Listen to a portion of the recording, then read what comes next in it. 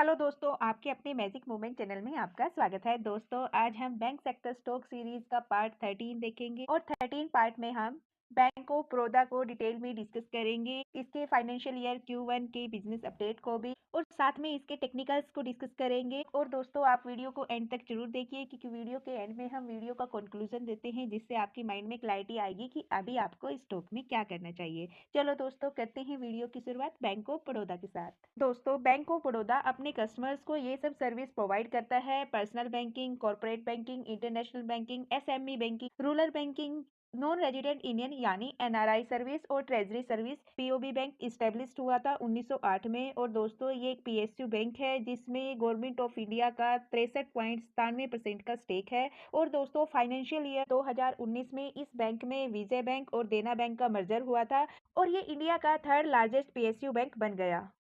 और दोस्तों, ये इंडिया के साथ साथ इंटरनेशनल लेवल पर भी प्रेजेंस है। और इसकी international loan book financial year 2023 के अकॉर्डिंग इसकी लोन बुक का 18% है। और ये 94 ओवरसीज ब्रांचेस के साथ 17 कंट्रीज में इसका नेटवर्क है। इस बैंक का मार्केट कैप 1,31,000 CR, इसका स्टॉक पी 7.02, इसका ROC 6.33%, इसका ROE 16.7%। और दोस्तों, इस बैंक का रिवेन्यू 2022 से 24 तक कंटिन्यूसली ग्रो कर रहा है। अगर बात करें टोटल रिवेन्यू की तो 78,000 CR का रिवेन्यू अभी 1,18,000 CR। और इसका नेट प्रॉफिट पिछले 5 साल से कंटिन्यूसली ग्रो कर रहा है, 2020 से लेकर 2024 तक। 2020 में 942 CR का प्रॉफिट और अभी 18,471 CR का प्रॉफिट है 2024 में। और इसका डिविडेंड पे आउट परसेंटेज तो दोस्तों, बैंक डिविडेंड पे आउट भी करता है। 2022 में इसने 19% का डिविडेंड पे आउट किया और 23 में भी 19% का, लेकिन 2024 में इसने 2% अपना डिविडेंड इंक्रीज किया, टोटल 21% का डिविडेंड पे आउट किया। और दोस्तों, अगर इसके स्टॉक प्राइस की CAGR को देखें तो पिछले 5 साल में इसमें डबल डिजिट की ग्रोथ है और लास्ट ईयर में इसका 26% के साथ इसका स्टॉक प्राइस अप गया। और दोस्तों, बात करें इसके सेल्स ग्रोथ के CAGR की और प्रॉफिट ग्रोथ की CAGR की तो दोस्तों, पिछले 5 साल से ये भी डबल डिजिट की ग्रोथ में है। इसका शेयर होल्डिंग पैटर्न भी चेक कर लेते हैं। मार्च 2024 तक का अवेलेबल है। प्रमोटर 63.97% से same as it is. FIs 12.39% से 12.40%। FIs ने अपने स्टेक को इंक्रीज किया। और DIs 15.74% से 16.04%। DIs ने भी अपने स्टेक को इंक्रीज किया। गवर्नमेंट 0.26% से same as it is. Public 7.64% से 7.32%, लेकिन पब्लिक ने थोड़ी सी प्रॉफिट बुकिंग की। दोस्तों, ये इसके पीयर्स बैंक है। अब इसके रिटर्न्स और वॉल्यूम्स देख लेते हैं। दोस्तों, पिछले एक मंथ में जो इसका एवरेज वॉल्यूम्स है वो 2 CR का है और पिछले वीक में एवरेज वॉल्यूम भी 2 CR का है। और अगर बात करें फ्राइडे ट्रेडिंग सेशन की तो उसमें भी 2 CR का वॉल्यूम था और आज टुडे ट्रेडिंग सेशन में इसमें 1 CR का वॉल्यूम है। और दोस्तों, इसके रिटर्न्स 5 साल में 108% के हैं, 3 साल में 203% के हैं और लास्ट 2 ईयर में इसके 144% के हैं और लास्ट ईयर में ये 28% की है।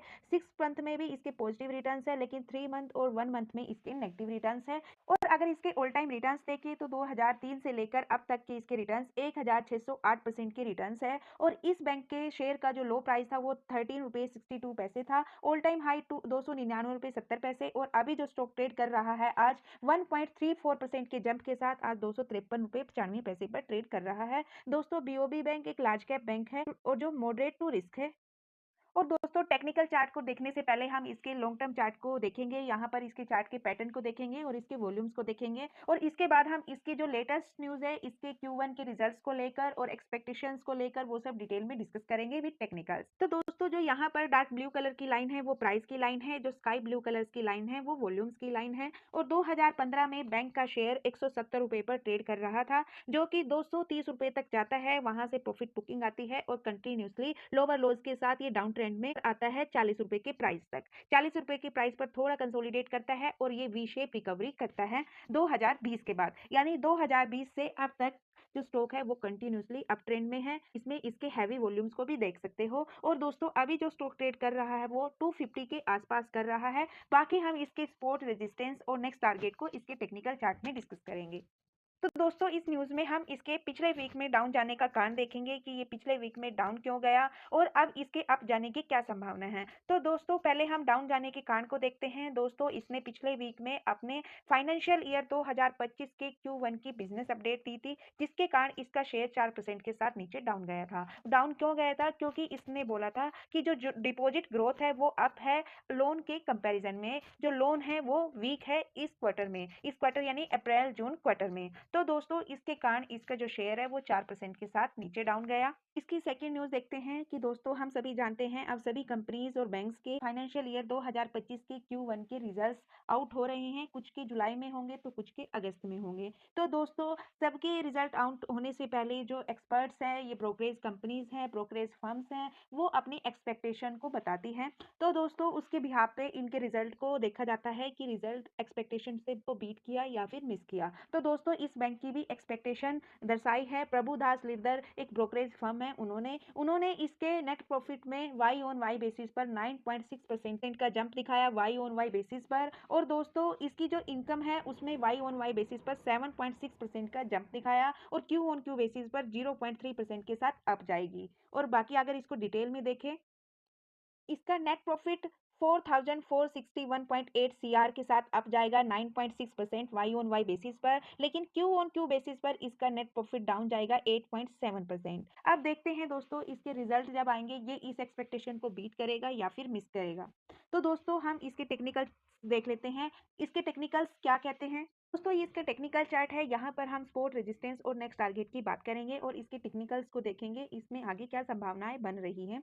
तो दोस्तों यहाँ पर हम बात करते हैं, आज स्टॉक अपने 3% जंप के साथ 253.95 पर ट्रेड कर रहा है अपने माइनर सपोर्ट के पास। जो इसका माइनर सपोर्ट है वो 248 रुपये का है।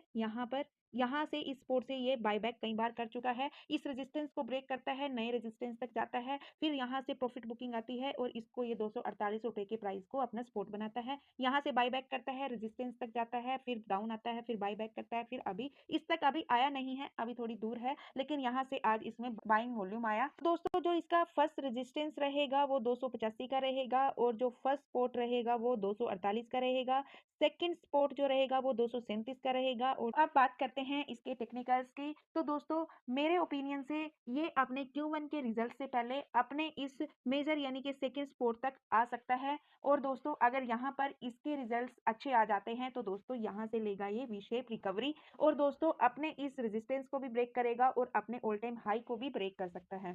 तो दोस्तों और अगर यहाँ पर इसके रिजल्ट्स मार्केट की एक्सपेक्टेशन को करते हैं मिस, तो दोस्तों ये अपने थर्ड सपोर्ट को भी रिस्पेक्ट दे सकता है। अगर इसके रिजल्ट्स इस मार्केट की एक्सपेक्टेशन को मिस करते हैं, ओवरऑल पॉजिटिव आते हैं, तो दोस्तों ये अपने 220 रुपये के सपोर्ट को सपोर्ट बनाएगा और यहाँ से ये रिकवरी करेगा। तो दोस्तों इसके टेक्निकल्स को देखते हुए इसके शॉर्ट टर्म के जो नेक्स्ट टारगेट रहेंगे वो 300 रुपये का टारगेट रहेगा और लॉन्ग टर्म के लिए जो इसका नेक्स्ट टारगेट रहेगा वो 450 का रहेगा। बाकी हम इसके बाइंग सेलिंग लेवल को हम इसके कंक्लूजन में डिस्कस करते हैं।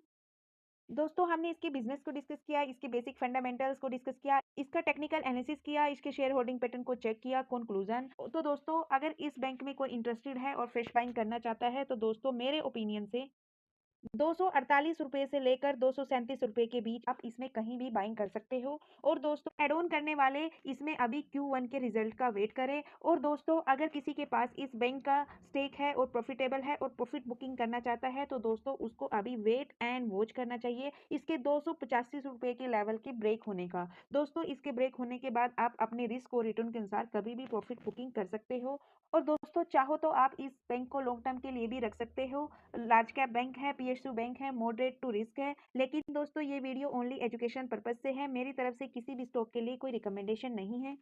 तो दोस्तों ये थी BOB बैंक की कंप्लीट स्टडी। और दोस्तों यदि आपको वीडियो से कुछ सीखने को मिला और यदि वीडियो आपको पसंद आए तो please like, share and subscribe कीजिए, बेल आइकन को प्रेस कीजिए। और दोस्तों यदि इस वीडियो में आपको कुछ कमी नजर आए तो प्लीज़ उसका फीडबैक दीजिए, कमेंट कीजिए। और दोस्तों ये वैल्यूएबल कंटेंट है, ज्ञान बांटने से बढ़ता है, इसलिए आप इसको शेयर करें, जरूरतमंद लोगों तक जरूर पहुंचाएं। और अभी तक हमारे साथ बने रहने के लिए बहुत बहुत धन्यवाद दोस्तों। मिलते हैं नेक्स्ट वीडियो में, तब तक के लिए बाय बाय दोस्तों।